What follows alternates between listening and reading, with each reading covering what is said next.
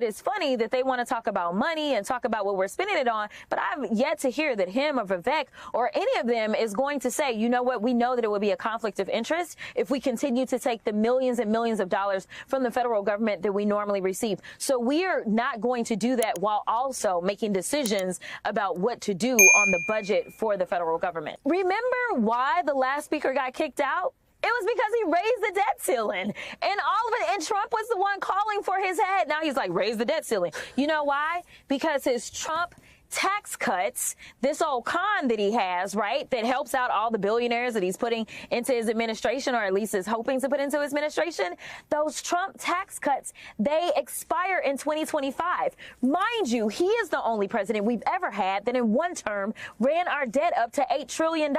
So he already knows he's about to run our debt up, so he doesn't want to have to deal with the debt ceiling.